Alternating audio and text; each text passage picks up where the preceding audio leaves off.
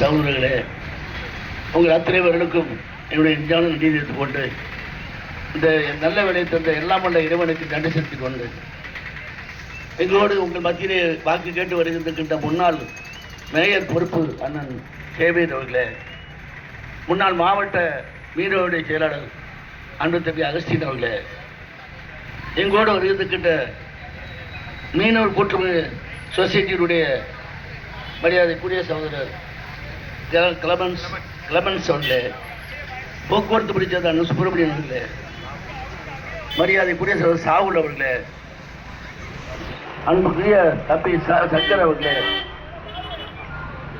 பாரதிய ஜனதா இயக்கத்தை சேர்ந்த அன்பு சகோதரி ஜெயரூபி அவர்களே, மற்றும் எங்களோடு இருந்துகிட்ட அன்புக்குரிய சகோதரர் பாபு அவர்களே, ஆங்காங்க கேட்டுக் கொண்டிருக்கின்ற பெரியவர்களே, தாய்மார்களே, அத்துணை பேருக்கும் என்னுடைய எஞ்சான நன்றி எடுத்துக்கொண்டு, நான் கேட்கறதுல தான் இந்த அம்மாவுக்கு 5 வருஷம் 2016 நீங்கள் ஓட்டு போட்டீங்க, எம்எல்ஏ இருந்தாங்க. பிறகு 2021 ஓட்டு போட்டீங்க, மந்திரி ஆனாங்க. அவங்க என்ன செஞ்சாங்க? இந்த 10 வருஷம் இருந்திருக்காங்க. 10 வருஷத்தை அவங்க என்ன பண்ணாங்க சொல்லுங்க. இப்போ நான் 5 வருஷம் இருந்தேன். 2011 14 வரைக்கும் உங்களால் நான் தேர்ந்தெடுக்கப்பட்டு நான் 2 வருஷம் அமைச்சராக இருந்தேன், 2.5 வருஷம் எம்எல்ஏ இருந்தேன். அப்போ நான் என்னென்ன செஞ்சுக்கிறேன்னு நான் சொல்றேன். இந்த அம்மா ஒண்ணுமே செய்யல. இன்னைக்கு நான் பாருங்க, தண்ணி தீர்வு கூடி இருக்கு, கரண்ட் பில் கூடி இருக்கு, வீட்டு தீர்வு கூடி இருக்கு, பத்திரப்பதிவு கூடி இருக்கு, அத்தனை விலைவாசிகளும் கூடி இருக்கு, இவ்வளவு கூடி இருக்கு. ஆனா மக்களுக்கு என்ன செஞ்சாங்க பாருங்க, ரோடு போடுறாங்க, தரமில்லாத ரோடு, அவ்வளவு கமிஷன். அவங்க பூரா ஒரே கமிஷன், கலெக்ஷன், கரப்ஷன், இதான் அவங்க பண்ணிட்டு இருக்காங்க. நீ ரோடு பார்த்தா தகுடு பாய் போடுறாங்க, ஒரு மலைக்கு தராங்க. அது அவ்வளோ அவங்க சொந்த கான்ட்ராக்ட் தான் எடுத்து பண்ணுறாங்க. இதெல்லாம் நான் சொன்னா போதும், கலெக்டர் ஆஃபீஸ் போய் என்ன ஏசுறான்னு நம்ம கம்ப்ளைண்ட் கொடுக்காங்க. நான் தப்பா ஒன்றும் சொல்ல. அங்கே தமிழ்நாட்டில் ஒரு குடும்ப ஆட்சி நடக்கு, இங்கே தூத்துக்குடியில் ஒரு குடும்ப ஆட்சி நடக்கு. நான் அதுதான் கேட்க, நீ இவ்வளவு இருந்தீங்க, என்ன பண்ணீங்க? தூத்துக்குடி மக்களுக்கு என்ன செஞ்சீங்க? நான் செஞ்சேன் நான் சொல்றேன், நீங்க என்ன செஞ்சு சொல்லுங்க. ஒரு முட்டை போட்டாங்க, இவங்க சத்துணவு முட்டை வந்து இவங்க தான் பொறுப்பு. முட்டைக்குள்ள பார்த்தீங்கன்னா அழுகின முட்டை அவ்வளோ, அதை கண்டுபிடிச்சாங்க. அதை கேட்டுக்கு உள்ள எப்படி கரும்பு வந்துச்சு கேட்டுக்கு, அந்த மைய உள்ள இறங்கிட்டு, முட்டைக்குள்ள மைய இறங்கிட்டு அப்படிட்டாங்க. முட்டைக்குள்ள எப்படி மைய இறங்கும்? ஓட தாண்டி மைய எப்படி போய் உள்ள இறங்கும்?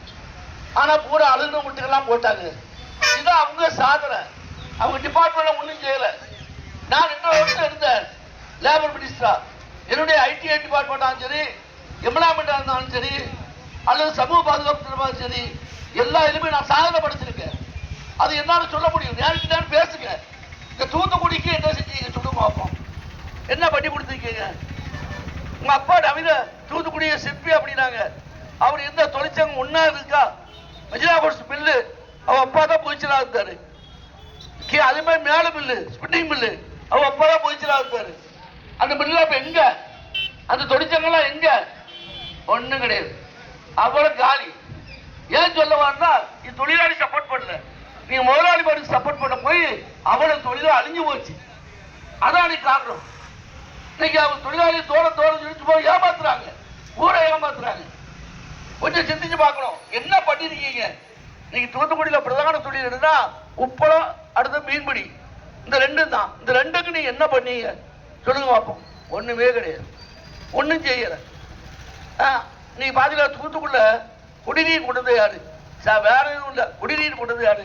முதல் குடிநீர் திட்டம் கொண்டது மறைந்து மறையாமல் மக்கள் மனதில் ஈகாடப்பட்டிருக்கிற மாபெரும் தலைவர் ஐயா குருஸ்பரந்தஸ் ஐயா தான் முதல் குடிநீர் திட்டம் அகல வல்லநாட்டிலிருந்து தண்ணி கொண்டுதாங்க முதல் திட்டம். அதுக்கு பிறகு புரட்சித்தலைவர் எம்ஜிஆர் வந்து 79ல 2வது குடிநீர் திட்டம் கொண்டுதாங்க. 3வது குடிநீர் திட்டம் 94ல தம்பி விபிஆர் ரமேஷ் எம்எல்ஏ இருக்கும் பொழுது நம்முடைய புரட்சித்தலைவர் அம்மா அவர்கள் 3வது குடிநீர் திட்டம் கொண்டுதாங்க. 4வது குடிநீர் திட்டம் ஊர் பெருத்து போச்சு, ஜனத்தொகை பெருத்து போச்சு, ஊர் ரொம்ப விரிவாயிட்டு. அப்போ அம்மா 2010 நாங்களும் எலெக்ஷன்ல நிற்கும் போது என்கிட்ட கேட்டாங்க, உங்களுடைய தொகுதிக்கு என்ன செய்யணும்னு. அப்ப நான் சொன்ன அம்மா தண்ணி வந்து கம்மியா கிடைக்குது, வாரத்துக்கு ஒரு தடவை கிடைக்குது, அதில் 10 நாளைக்கு கூட தண்ணி வருது, அதனால எங்களுக்கு கூட்டு குடிநீர் திட்டம் 4வது பைப்லைன் திட்டம் வேணும்னு அம்மாட்ட கேட்டேன். அப்போ அவங்க சொன்னா வெற்றி பெற்றால் நம்ம வெற்றி பெற்று வரும்பொழுது கண்டிப்பா செஞ்சு கொடுப்போம்னு சொன்னாங்க. அந்த அடிப்படையில் 4வது பைப்லைன் திட்டம் 2012 அம்மாட்ட சொல்லி 350 கோடி ரூபாய் ஒதுக்கி 4வது பைப்லைன் திட்டம் கொண்டு வந்தோம். அதனாலதான் உங்க வீட்டு முன்னாடி இப்ப புழுக்கரையில பைப் வருது, அது கொண்டு வந்தது யாரு? நான் சொல்லித்தான் அம்மா கொடுத்தாங்க 350 கோடி ரூபாய். இன்னைக்கு ஒரு நாள் விட்டு ஒரு நாள் டெய்லி தண்ணி வந்துட்டு இருக்கலாம். காரணம் அதுக்கு அழைத்து அண்ணாவோட முன்னேற்றம். திமுக எதுவுமே செய்யல. நான் சொல்லல, திமுக சொல்லு பார்ப்போம். நீ தூத்துக்குடிக்கு தண்ணி கொண்டுந்தியா? குடிக்க தண்ணி கொடுத்தியா? கிடையாது. நீ லேபர் வண்டிக்கிட்ட செஞ்ச கூட நாங்க அது நேருக்கு பேச முடியுமா? முடியாது. கேட்டா அவங்க பாத்தீங்கன்னா இப்ப சிறுபான்மையினர் கூட எங்க கேட்டுருக்காங்க. நாங்க என்ன சொல்றேன், வெறும் ஏதாவது மத்தியில் இருக்க நீ வந்து பிஜேபி கூட கூட்டா இருந்தது இல்லையா? ஏன் பிஜேபி உங்காலே அமைச்சரா இருந்தாரு? இதே ஒரு பார உங்க கருணாநிதியுடைய மருமகன் ஆள் நோய்வாய்ப்பட்டு அடுப்பு ஆஸ்பத்திரியில் கிடக்கும் போது கூட லாக்கா இல்லாத அமைச்சரா இருந்தாரு. ஏன் அப்ப பிஜேபி கூட கூட்டு இல்லையா?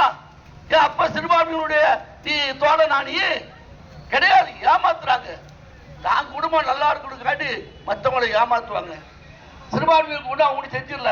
நான் கேட்க சாதிக் பாட்சான்னு ஒருத்தர் இருந்தாரு, உங்களுக்கே தெரியும்.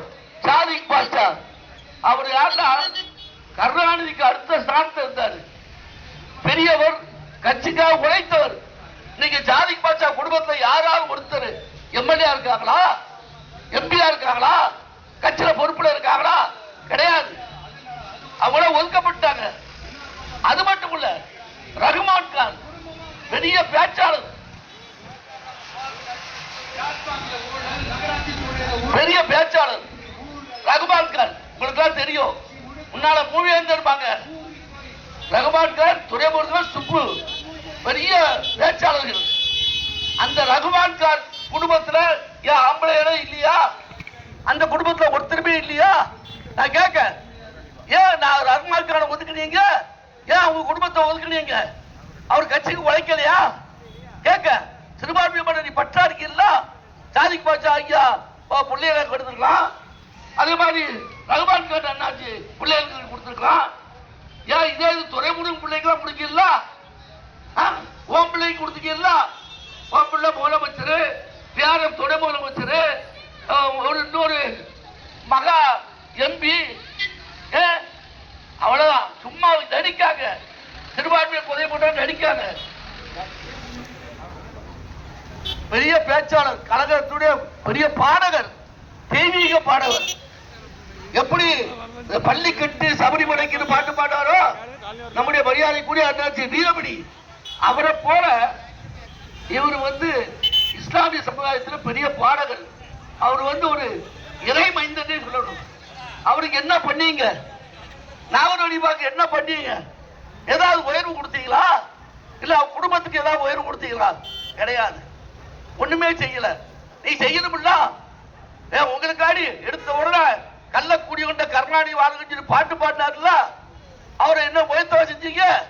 அவர் குடும்பத்தில் இப்ப ஆளு